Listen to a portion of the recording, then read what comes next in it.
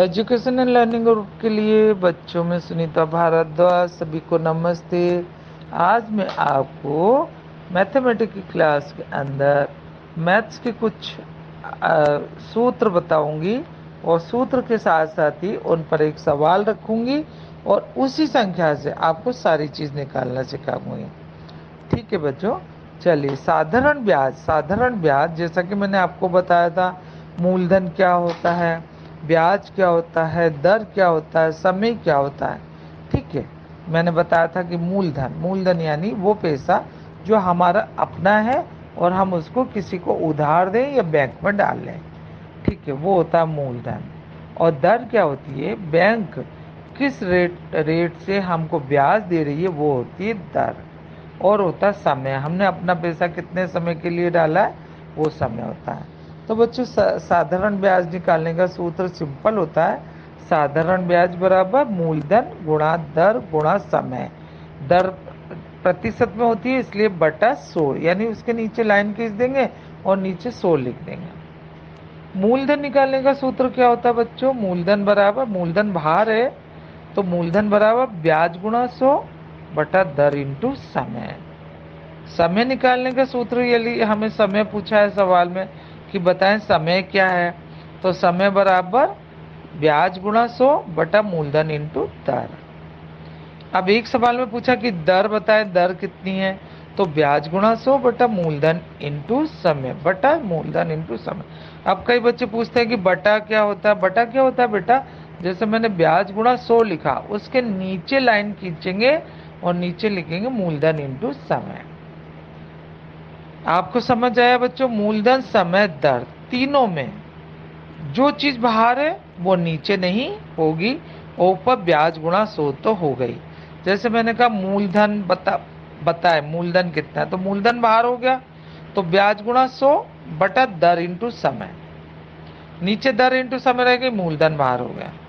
अब समय पूछा है बताएं समय कितना है, तो समय बाहर हो गया, ब्याज गुणा 100 बटे मूलधन इंटू दर। अब बच्चों दर बाहर हो गई तो ब्याज गुणा 100 तो रहेगा ही रहेगा सूत्र में, और नीचे क्या हो जाएगा मूलधन गुणा समय, क्योंकि दर बाहर है। अब मुझे लगता है आपको सवाल समझ आ गया होगा। चलिए मैं आपको एक संख्या देती हूँ, साधारण ब्याज ज्ञात करेंगे हम उसी संख्या को लेते हुए। चलिए बच्चों, 5,000 रुपये हमारे पास, 5,000 रुपये हमारा मूलधन है, दर है 4% और समय है 2 वर्ष। तो हमें सरल ब्याज निकालना है। सरल ब्याज बराबर मूलधन की जगह 5,000 लिखेंगे, गुणा दर की जगह 4 लिखेंगे, गुणा समय की जगह 2 लिखेंगे, बटा 100 लिख देंगे, यानी 5,000 गुणा 4 गुणा 2 बटा 100। अब बच्चों देखो 100 में 2 जीरो पीछे लगी है ना, तो 5,000 में 3 जीरो लगी हुई है, तो 100 की जो पीछे की 2 जीरो है, 5,000 की ऊपर वाले 5,000 की 2 जीरो से उसको काट देंगे।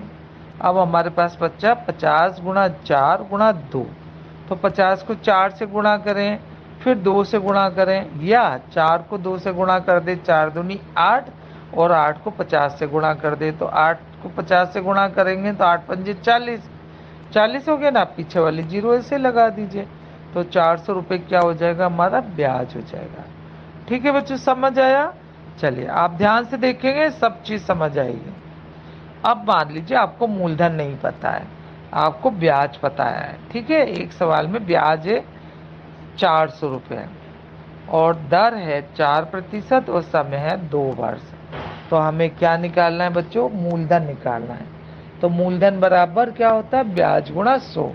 यस, ब्याज गुणा 100, तो ब्याज क्या है 400 गुणा 100, और नीचे क्या आ जाएगा, मूलधन बाहर हो गया तो दर इंटू समय। दर कितनी है बच्चों 4, और समय कितना 2, तो ऊपर तो हो गया 400 गुणा 100 और नीचे हो गया 4 गुणा 2, तो 400 से 4 काट दें हम।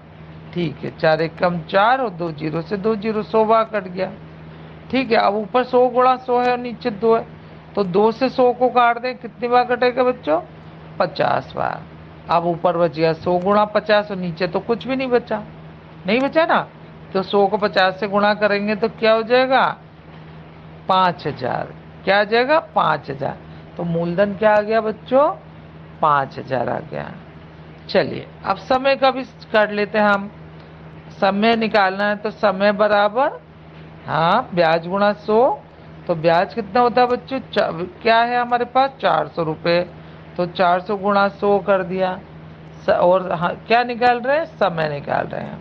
तो नीचे क्या हो जाएगा, मूलधन इंटू दर। मूलधन क्या है 5000 रुपये, समय क्या है 2 वर्ष।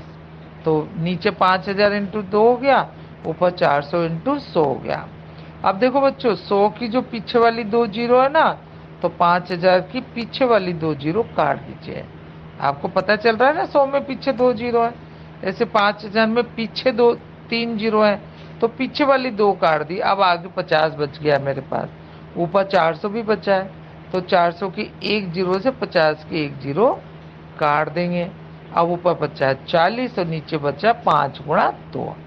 या तो हम 5 दूनी 10 कर दें और 40 काट दें, 10 चौक 40, या 5 से पहले 40 काट दें, 5 अट्ठे 40, और 2 से 8 काट दें, 2 चौका 8।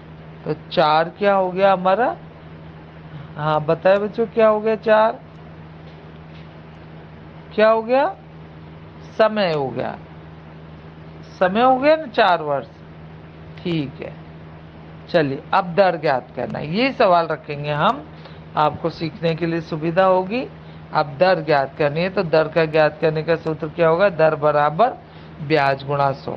तो ब्याज क्या है 400 गुणा 100 बटा मूलधन कितना है 5000।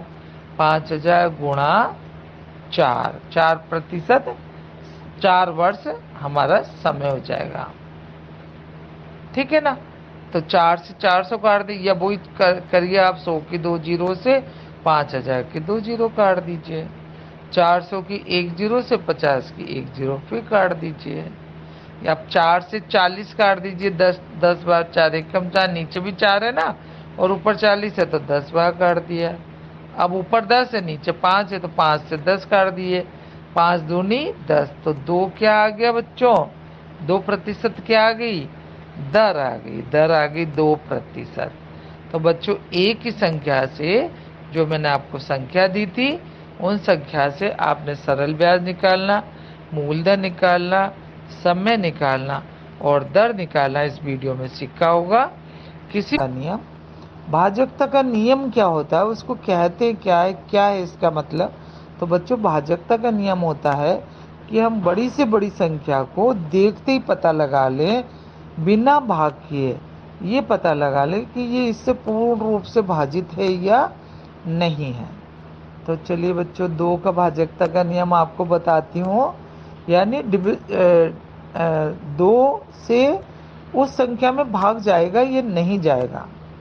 तो बच्चों जो वंश नंबर पर, वंश का मतलब इकाई अंक पर, यदि 0 हो, 2 हो, 4 हो, 6 हो और 8 हो, 0, 2, 4, 6, 8 इकाई अंक पर हो, यानी वंश नंबर, वंश प्लेस पर 0, 2, 4, 6, 8 होगा, तो वो 2 से डिविजिबल हो जाएगा, 2 से पूरा पूरा भाग उसमें चला जाएगा। मान लो बच्चों मैंने बोला 240, 240, तो 240 यानी 240, तो इकाई अंक पर क्या है 0 है, तो वो 2 से पूरा पूरा विभाजित हो जाएगा। यदि मैं बोलूँ 4566, 68 बोल दूँ, 66 बोल दूँ या 68 बोल दूँ, 68 बोलती हूँ एक बार में, तो 2568 यदि मैं बोलती हूँ, 2568, 468 बोलूँ, कुछ भी बोलूँ, तो मुझे इकाई अंक देखना है।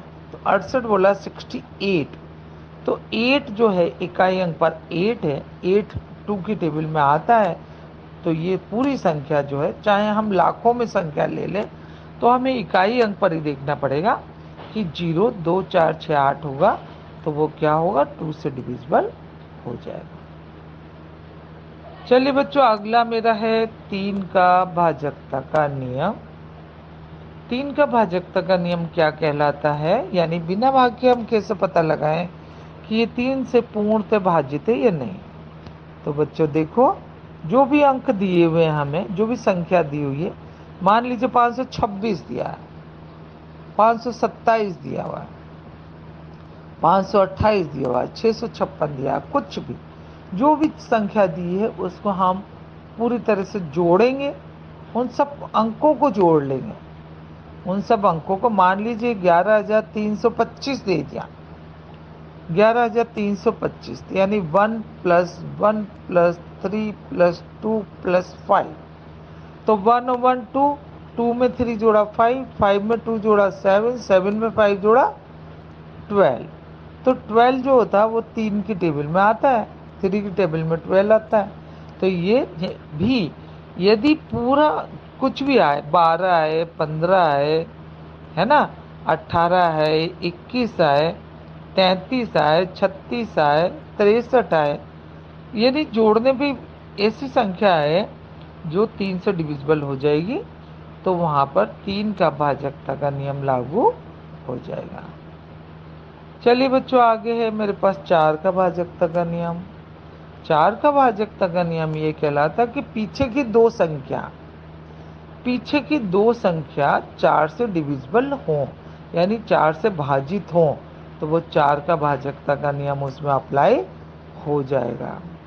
मान लीजिए मैं बोलूँ 4,564, 64, लास्ट में 64 बोला मैंने, तो 64 4 से विभाजित हो जाएगा, पूरा भाजित हो जाएगा, तो इतनी बड़ी संख्या भी 4 से पूरी पूरी विभाजित हो जाएगी। 5 का भाजकता का नियम की बात करूंगी बच्चों, वंस प्लेस पर या इकाई अंक पर 0 या 5 होगा तो वो 5 से पूर्ण रूप से डिविजिबल हो जाएगा, यानी भाजित हो जाएगा। अब बात करती हूँ मैं 6 के भाजकता के नियम। 6 का भाजकता का नियम बच्चों क्या होता है, जो संख्या 2 और 3 दोनों से भाजित होगी वो 6 से भी भाजित हो जाएगी। अब बच्चों मैं आपको 7 का भाजकता का नियम बाद में बताऊंगी, क्योंकि आपके लिए इतना याद करना भी थोड़ा कठिन होगा। अब आ जाए 9 का भाजकता का नियम। 9 का भाजकता का नियम जो 3 का भाजकता का नियम होता वही 9 का भाजकता का नियम होता है, यानी आपको जो भी अंक दिए, जो भी संख्या दिए, कितनी बड़ी हो वो, उन सब अंकों को हम जोड़ लें, जोड़ के जो टोटल आएगा उसको देखें, यदि वो 9 से डिविजिबल है, मान लीजिए 81 आता है टोटल, या 90 आता है, ये 9, 18, 27, 36, 45, 54, इस तरह से कुछ भी आता है तो वो 9 से डिविजिबल हो जाएगा, 9 के बारे में वो आता है, तो यहाँ 9 का भाजकता का नियम अप्लाई होगा। 10 का भाजकता का नियम होता है बच्चों, जहाँ इकाई अंक पर सिर्फ 0 हो तो वो 10 से डिविजिबल हो जाता है। अब अगले वीडियो में आपको हमारा 7 का भाजकता का नियम और 11 का भाजकता का नियम और 8 का, 7, 8 और 11 का भाजकता के नियम के बारे में समझाऊंगी। अभी आप इतने ही भाजकता के नियम सीखेंगे और अपनी संख्या रखते हुए भाजकता की बिना भाग किए हुए भाजकता के नियम को दोहराएंगे। यदि आपको नहीं आता तो आप अगली कक्षा में इसके बारे में मुझसे पूछेंगे। Thank you so much.